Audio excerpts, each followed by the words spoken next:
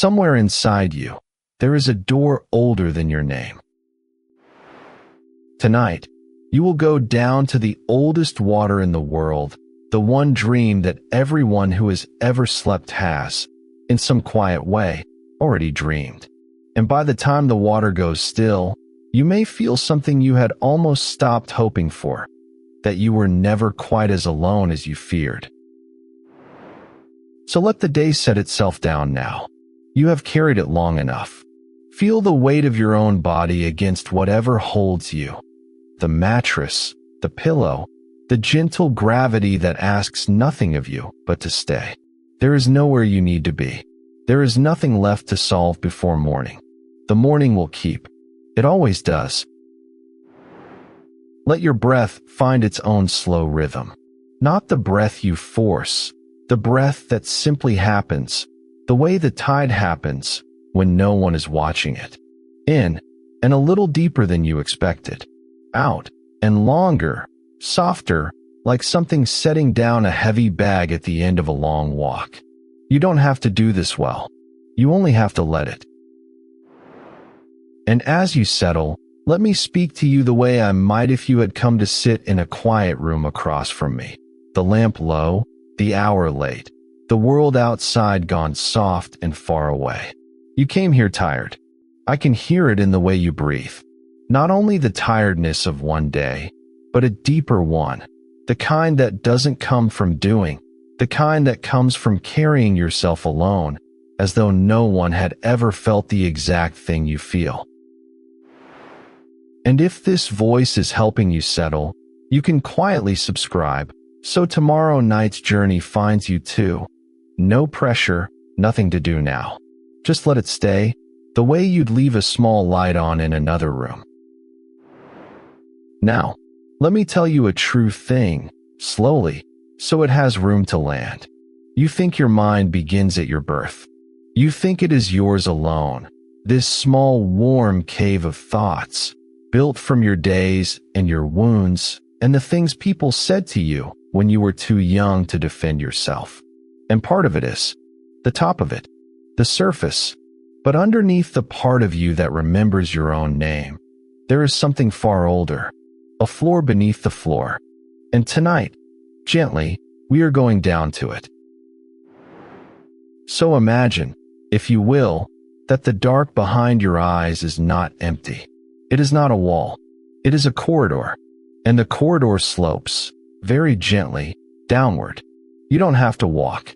You are simply being carried, the way a leaf is carried on warm water, turning slowly, going where the current already wants to go. Down past the noise of the day. Down past the list of things you didn't finish. Down past the conversation you keep replaying, the one you wish you'd handled better. Let it go. It can wait at the top of the stairs. It cannot follow you down here. And the deeper you drift, the warmer the air becomes. Not hot, just kind. A held warmth. Like the air in a room where someone has been waiting for you, patiently, for a very long time.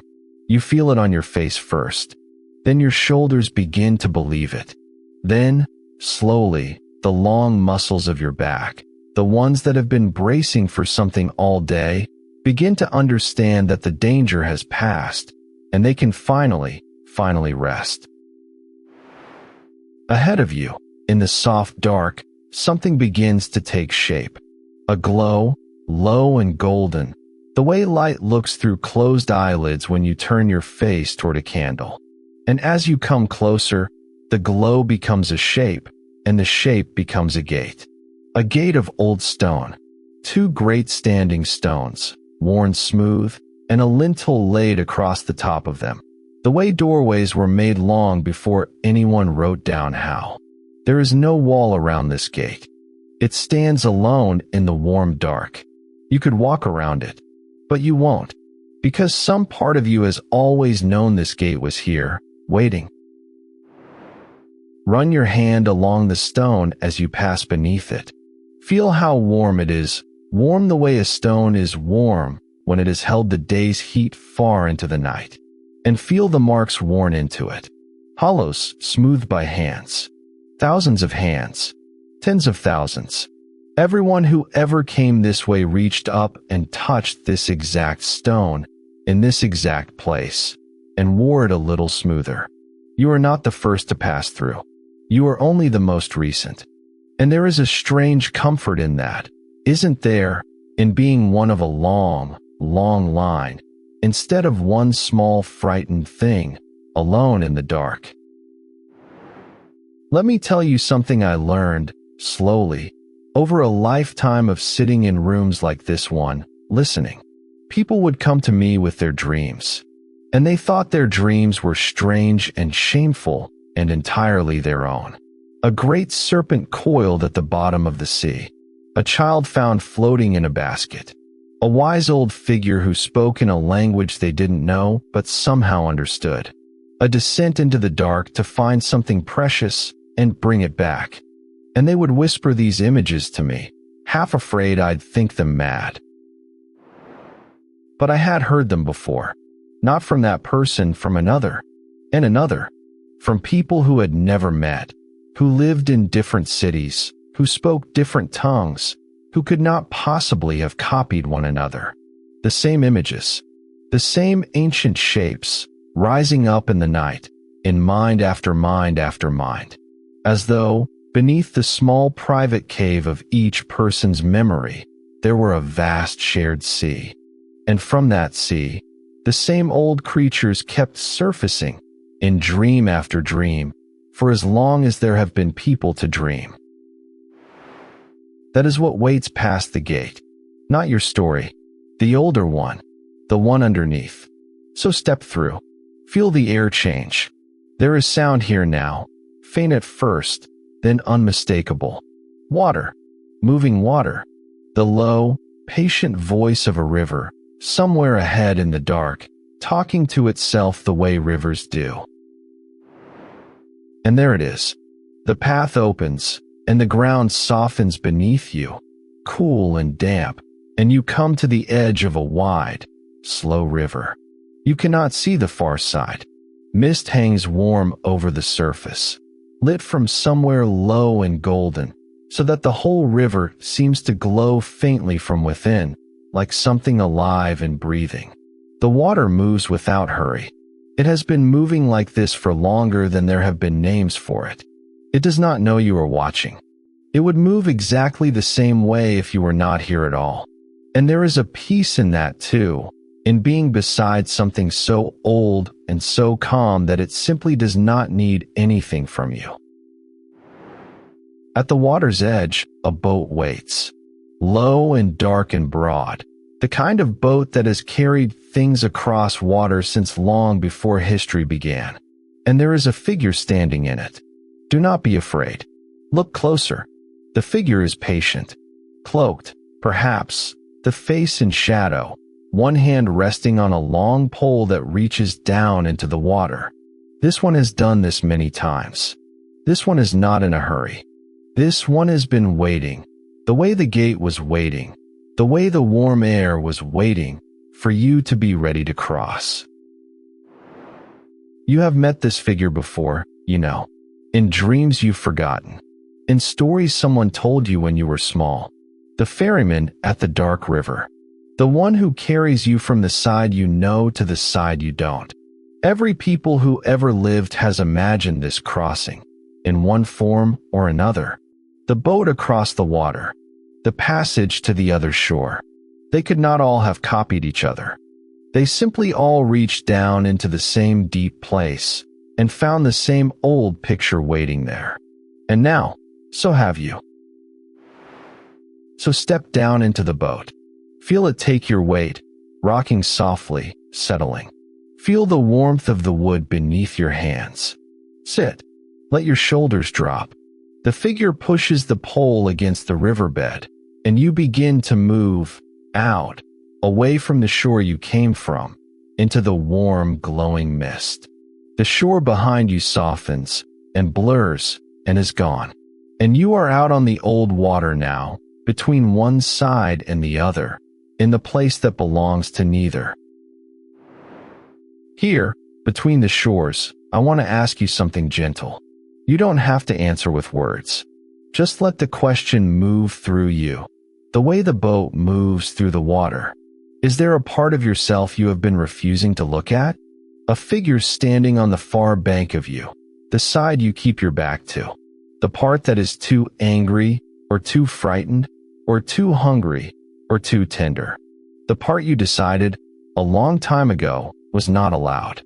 You pushed it down into the dark and you closed the door on it, and you've been holding that door shut, quietly, every day since, with a strength you don't even feel anymore, because it has simply become who you are. I sat once with a man who dreamed, again and again, of a figure who followed him through the dark streets of a city. He woke each time in terror, certain the figure meant to harm him. He was so tired. He had been running, in his sleep, for years. And so one evening, in a room not unlike this one, I asked him, gently, the way I am asking you now, what if you did not run? What if, just once, you turned around, in the dream, and let the figure catch up to you, and you looked at its face? It frightened him. Of course it did. We do not turn and face the thing in the dark without our heart pounding. But the next time the dream came, he remembered, and he stopped, and he turned, and the figure stopped too. And when he finally looked, it was not a monster. It was himself, a version of himself he had cast out long ago, for being weak, for crying, for wanting things he'd been taught not to want. And that exiled self was not chasing him to hurt him. It was chasing him because it was cold and tired, and it only wanted to come home. That is the thing about the parts of ourselves we banish. They do not leave. They cannot leave. They wait at the edge of us, in the dark across the water, and they grow heavier the longer we refuse them. And all that strength we use to hold the door shut, that is strength we no longer have for living. Imagine what you could carry if you weren't always holding that door. But not tonight. Tonight there is nothing to face and nothing to fix. Tonight you are only crossing. The boat glides on, slow and sure, and the mist holds you, warm and gold, and the figure at the pole asks nothing of you but to be carried. So be carried. Let the water do the moving. Let the breath do the breathing. There is a soft rocking to it now, isn't there? Side to side, gentle, the oldest motion there is, the one your body remembers from before you were born, when you yourself floated in warm water in the dark and the whole world was a heartbeat and a tide. And slowly, the far shore comes to meet you, not with a jolt. The boat simply slows, and the front of it touches soft ground and stills. You are across. You have crossed the old river, the way everyone who ever lived has crossed it, in their dreams, in their stories, in the long quiet descent into sleep. Step out.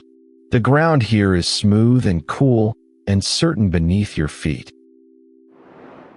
And here the path goes down again, not steeply, a gentle slope into the warm earth, and a soft glow rising up to meet you from somewhere below.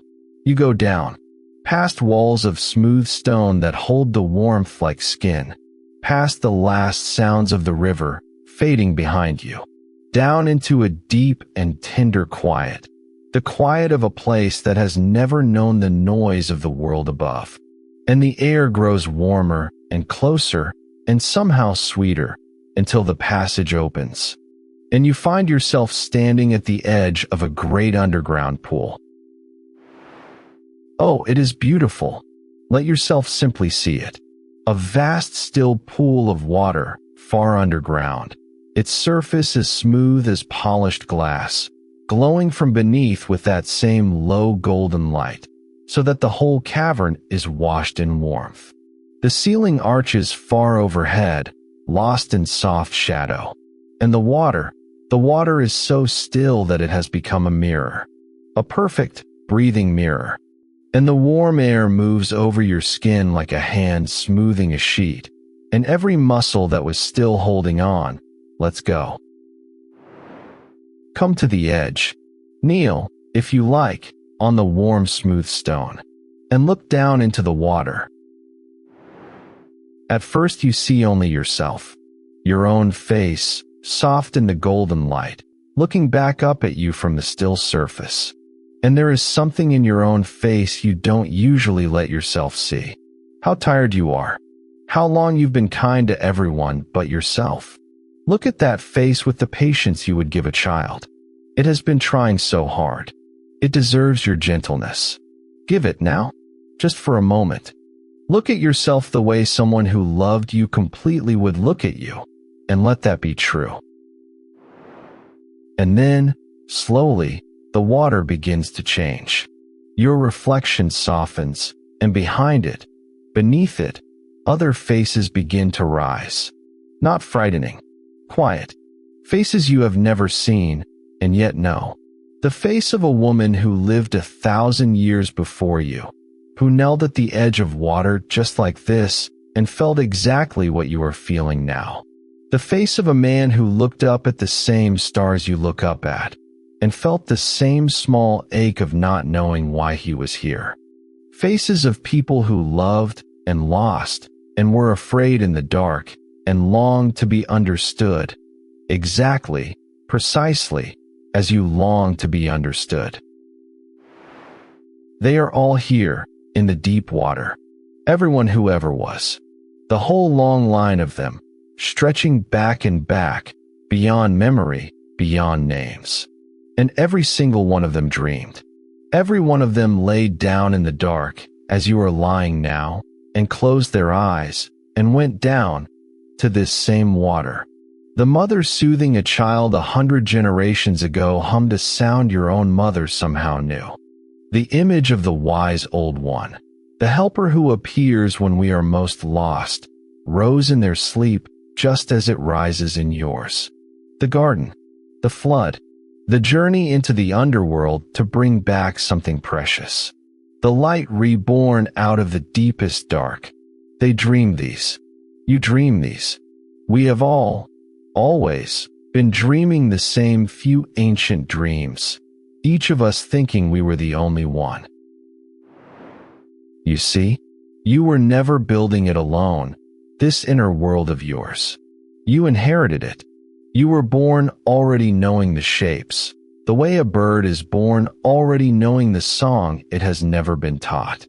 Deep beneath your own small private memories runs this shared water, and from it, the same old images rise, night after night, in you, in me, in everyone.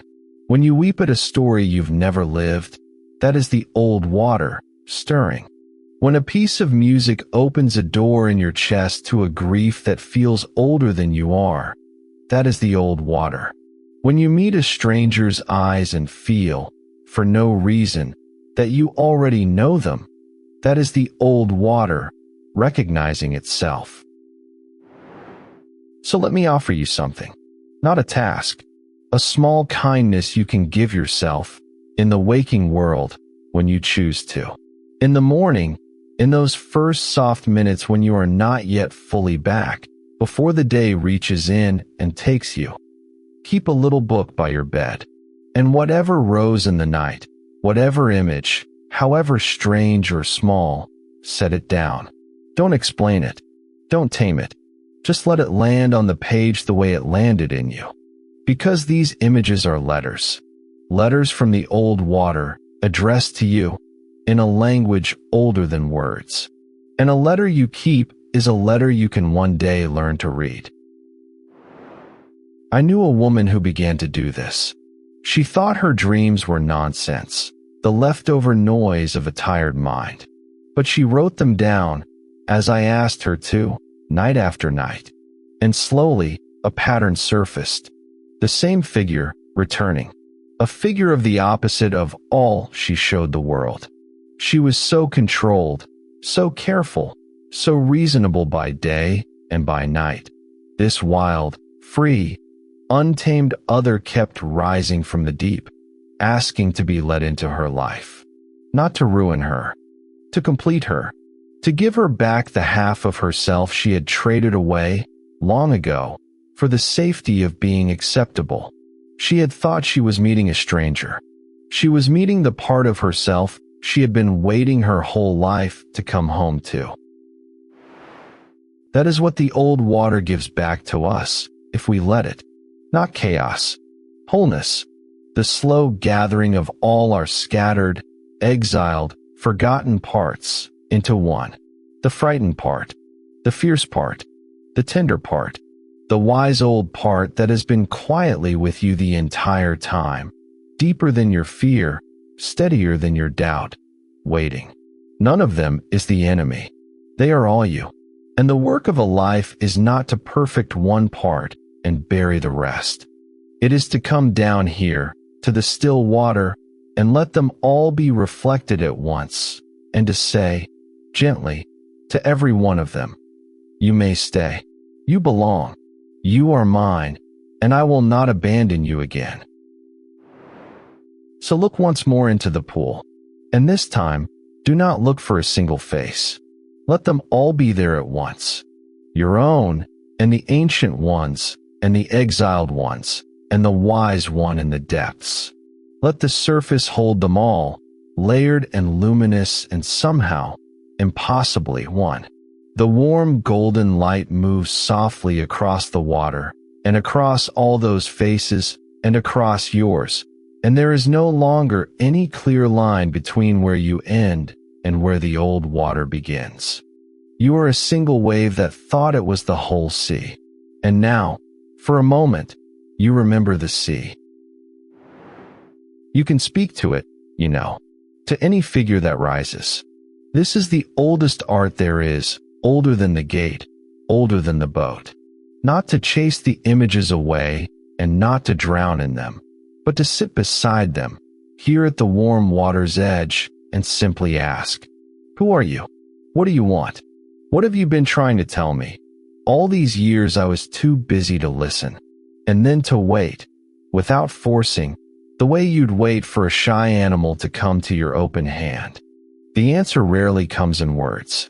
It comes as a softening, a loosening, a sense, deep in the body, of something long clenched finally letting go. But there is no need to ask anything tonight. Tonight you have only to be here, at the edge of the oldest water, held in the warm gold light, among all the dreamers who ever were. You do not have to understand any of it. Understanding is for the daylight.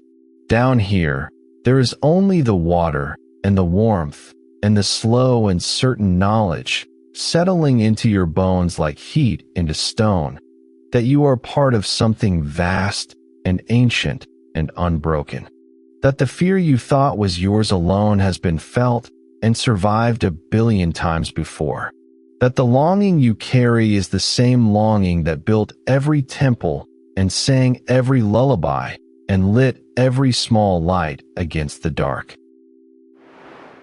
You are not a single candle, frightened of the night.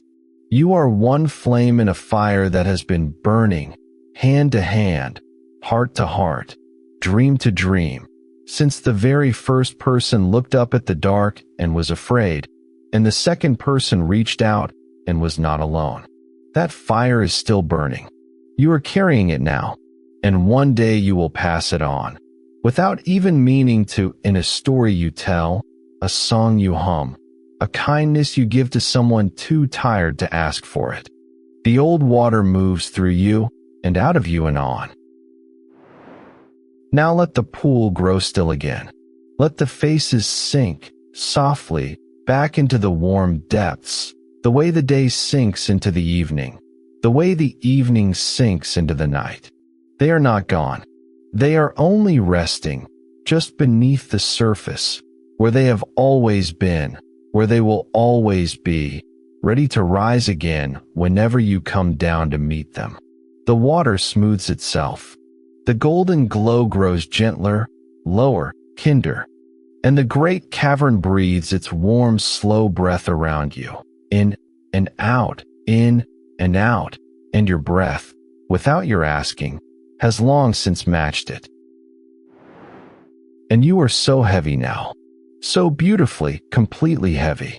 The warm stone holds you. The gold light holds you. The old water holds you. The way it held everyone before you. The way it will hold everyone after. You have crossed the river. You have touched the worn stone. You have looked into the deep water and seen that you were never, not for one moment, as alone as you feared. And now there is nothing left to do, nothing left to carry, nothing left to be, except warm and held and slowly, sweetly gone. The light is softer now, the water warmer. Your name is somewhere far above you, at the top of a long staircase you no longer need to climb. Let it stay there. You don't need it down here. Down here you are older than your name. Down here you are only breath and warmth and the slow gold glow on still water. And the water is very still now. And the glow is very low. And somewhere, far off, the old river keeps speaking softly to itself, the way it always has, the way it always will, whether or not anyone is there to hear it, warm and slow and going down and down. The gate, the worn stone, warm under your hand. The boat, rocking side to side. The gold light on the water. So warm. So soft. So far. Before you drift the rest of the way down, if this journey met you tonight, let it know. A gentle tap of the like helps these night journeys reach the others who can't sleep either. And if you'd like to leave one dream of your own in the comments, just one image from the old water, whatever rose in you tonight, I would love to read it. And if you want tomorrow night's descent to find you, quietly subscribe and let it come. No pressure, nothing to do now, only rest and warmth and the still gold water holding you all the way down.